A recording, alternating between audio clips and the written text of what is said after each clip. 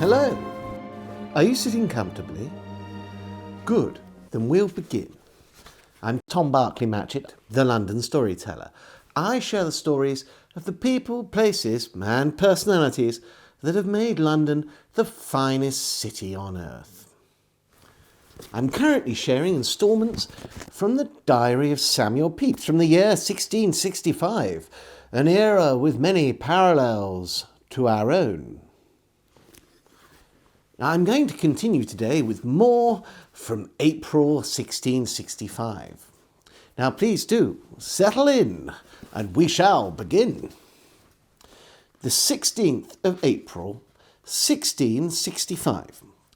Lord's Day. Lay long in bed, then up to my chamber and my office, looking over some plans, which I find necessary for me to understand pretty well because of the Dutch War.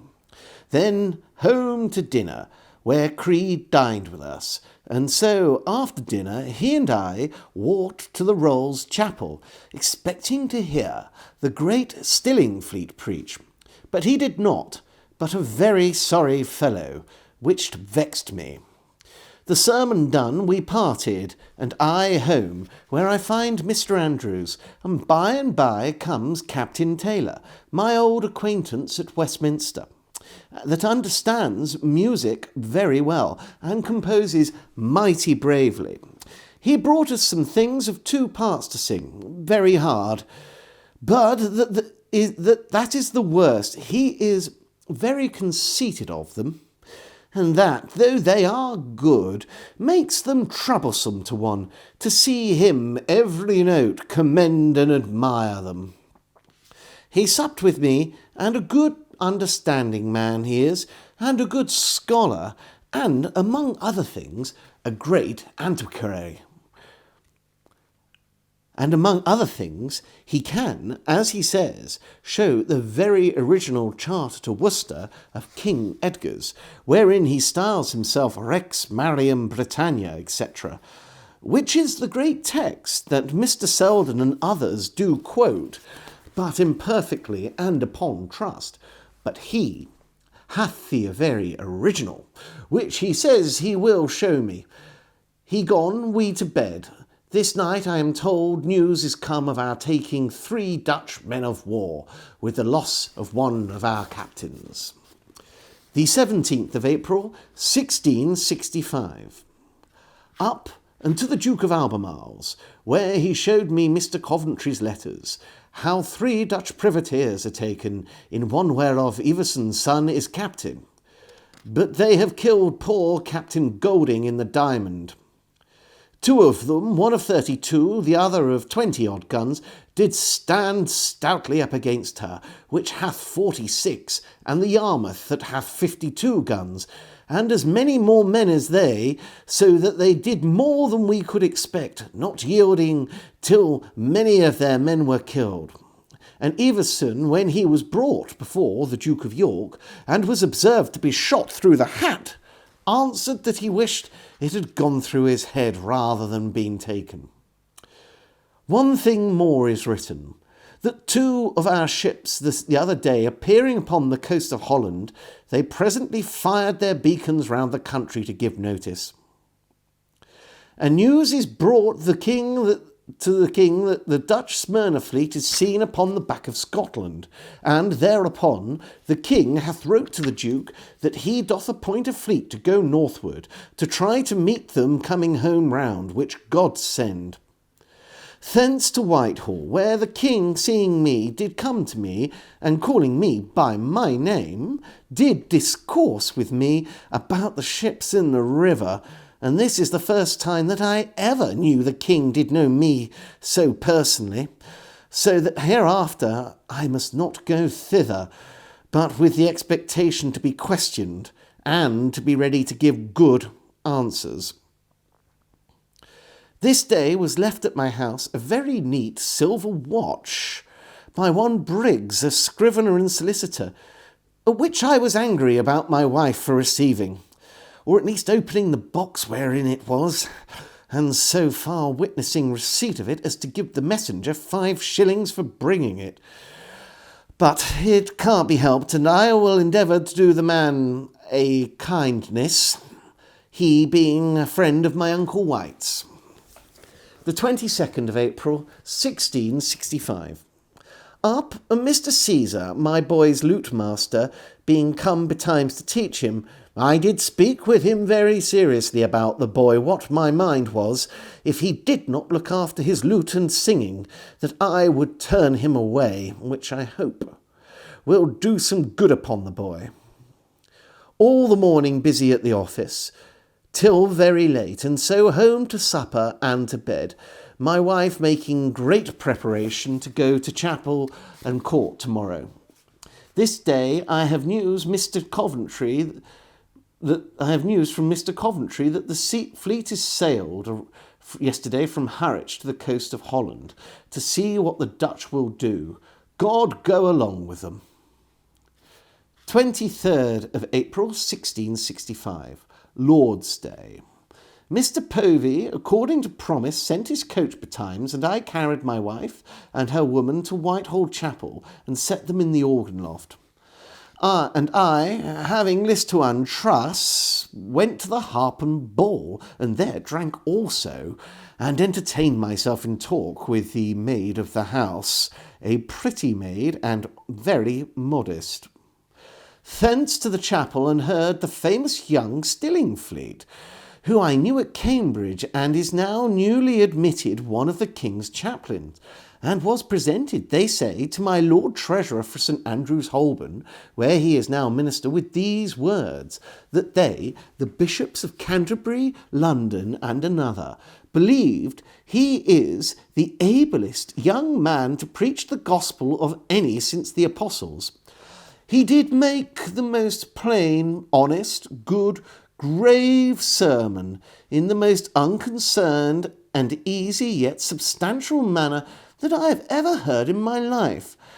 Upon the words of Samuel to the people, fear the Lord in truth with all your heart, and remember the great things that he hath done for you. It being proper to this day, the day of the King's coronation, thence to Mr. Povey's, where mightily treated, and creed with us. But Lord, to see how Povey does overdo everything in commending it, doth make it nauseous to me, and was not, by reason of my large praise of his house, over acceptable to my wife. Thence, after dinner, creed, and we by coach, took the air in the fields beyond St. Pancras, it raining now and then, which it seems is most welcome weather, and then all to my house, where comes Mr. Hill, Andrews, and Captain Taylor, and good music. But at supper, to hear the arguments we had against Taylor concerning a currant, he saying that the law of dancing currant is to have every bar end in a pricked crotchet and quaver, which I did deny was very strange. It proceeded till I vexed him, but all parted friends for Creed and I to laugh at when he was gone. After supper, Creed and I together to bed in Mercer's bed, and so to sleep. The 24th of April, 1665. To the cockpit, and there walked an hour with my Lord Duke of Albemarle alone in his garden, where he expressed in great words his opinion of me, that I was the right hand of the navy here, nobody but I taking care of anything therein, so that he should not know what could be done without me, at which I was from him not a little proud.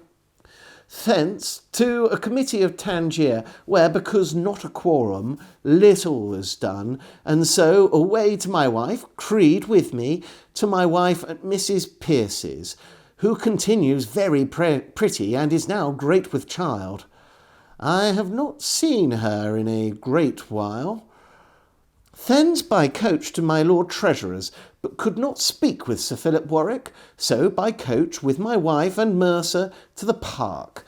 But the King being there, and I nowadays being doubtful of being seen in any pleasure, depart from the Tor and away out of the park into Knightsbridge, and there ate and drank in the coach, and so home, and I, after a while at my office, home to supper and to bed, having got a great cold, I think, by pulling off my periwig so often.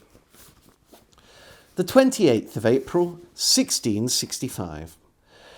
Down to the river to visit the victualling ships, where I find all out of order, and come home to dinner, and then to write a letter to the Duke of Albemarle about the victualling ships, and carried it myself to the council chamber, where it was read. And when they rise, my Lord Chancellor, passing by, stroked me on the head, and told me that the board had read my letter and taken order for the punishing of the watermen for not appearing on board the ships, and so the king did afterward, who doth know me so well that he never sees me but speaks about our navy business. The 29th of April, 1665. All the morning busy at the office. In the afternoon to my Lord Treasurer's, and there got my Lord Treasurer to sign the warrant for my striking of tallies, and so doing many jobs in my way, home and there late writing letters, being troubled in my mind to hear that Sir William Batten and John Menzies do take notice that I am nowadays much from the office upon no office business, which vexes me, and will make me mind my business the better, I hope in God. But what troubles me more is that I do omit to write, as I should do, to Mr. Coventry, which I must not do, though this night I am minded it so little as to sleep in the middle of my letter to him, and committed 40 blots and blurs in my letter to him. But of this I hope never more to be guilty, if I have not already given him sufficient offence. So late home and to bed. The 30th of April, 1665, Lord's Day.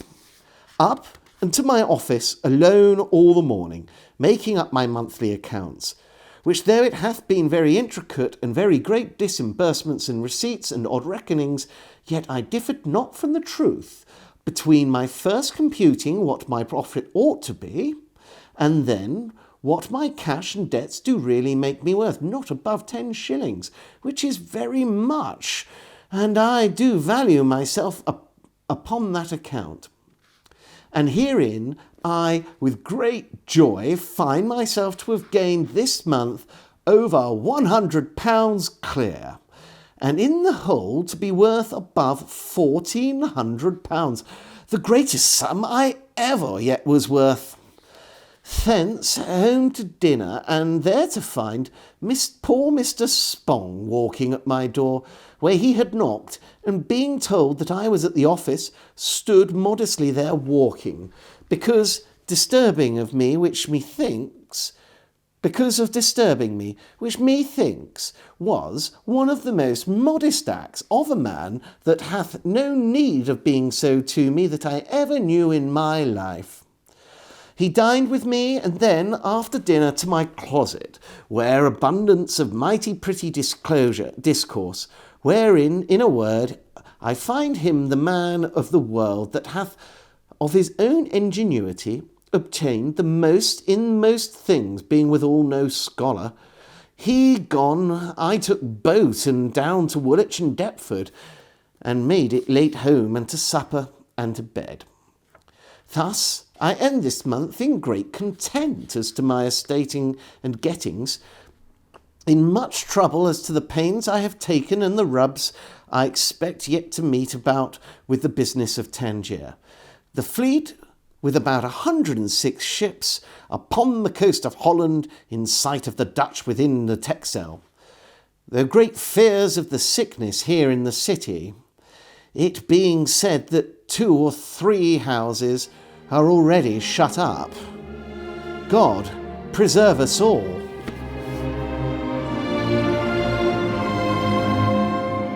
I hope you've enjoyed watching this video. Please don't forget to add your comments, like and subscribe.